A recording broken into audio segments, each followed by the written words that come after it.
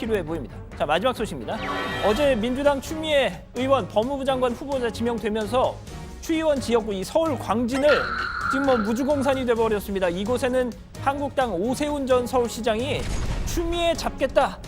그래서 2011년 서울시장 중도 사태부터 시작됐던 자신의 정치적 방황에 대한 사죄, 씻김굿하겠다 했었죠. 그런데 추의원의 이런 갑작스런 징발로 약간 좀 어리둥절한 상황이 된 겁니다. 지난 11월 23일 황교안 대표 단식농성장 찾아가서 자신도 우려했던 일이었죠.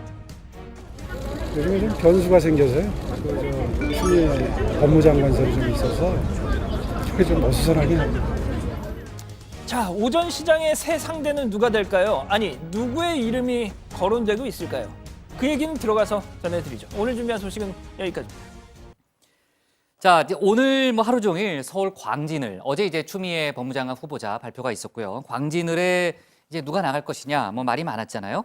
근데 오늘 어디 언론 보도 보니까는 이낙연 총리 이름이 갑자기 나왔는데 이게 어떻게 된 맥락이죠? 일단은 이 서울 광진을이 추미애 네. 의원이 지역구 5선을 기록한 지역구잖아요. 그렇죠. 그러니까 추 의원의 경쟁력 때문이기도 하지만 민주당에서 내리 5선을 한 강세 지역이기도 하다는 겁니다. 그러니까 민주당 텃밭인데다가 전직 당대표였던 추 의원이 있다는 이유로 자, 오세훈 전 시장 지난 총선 출마지였던 종로를 떠나서 광진으로 왔던 겁니다. 자, 그런데 공교롭게도 추 의원이 자리를 비우게 된 거죠. 민주당에서는 오 전 시장을 잡아야 한다는 생각이 큽니다. 그래서 지금 누굴 데려갈 것이냐, 이낙연 총리가 가야 되는 거 아니냐, 이 총리 등판론이 나오고 있는 거고요. 이 총리가 차기 주자로 우뚝 서기 위해서 야당의 거물급 인사를 잡아야 하는 만큼 나쁘지 않은 카드다, 이런 이야기도 나오고 있습니다. 근데 이낙연 총리는 원래 종로 얘기가 나오지 않았나요? 정세균 전 국회의장하고 좀 교통 정리가 안 되는 거예요. 그 종로 같은 경우에는 임종석 전 청와대 비서실장이 최근 갑작스럽게 총선 불출마를 선언했던 배경이 바로 그 정세균 의원의 버티기였다라는 얘기가 정설로 돌고 있죠. 국회의장을 지냈지만 정계 은퇴를 하지 않고 다시 출마하겠다는 의지가 그만큼 강하다는 건데요.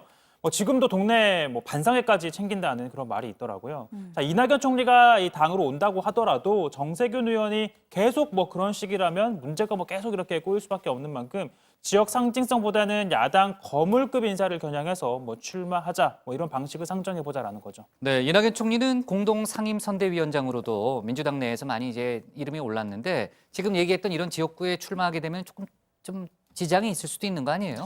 오세훈 전 시장도 만만치는 않은 상대니까요. 네. 네, 그렇습니다. 바로 이 민주당에서 고민하는 지점도 바로 그 지점인데요. 이낙연 총리의 이 당 복귀는 그저 국회의원 의석 하나 더 얻기 위함이 아니겠죠. 당연히 이 전국 선거를 지휘할 간판급으로 당 복귀를 추진하는 건데 만약 이 서울 광진을에 발이 묶이게 되면 이래저래 곤란할 수밖에 없다. 이런 고민도 있다는 겁니다. 이건 사실 한국당 황교안 대표 역시 마찬가지인데요. 특히 어쨌든 이 오세훈 전 시장이 광진을 당협위원장을 맡은 이후에 정말 구석구석 훑고 다닌다 이런 이야기가 나올 정도로 지역 관리를 열심히 한다 이런 얘기가 많이 나오고 있더라고요.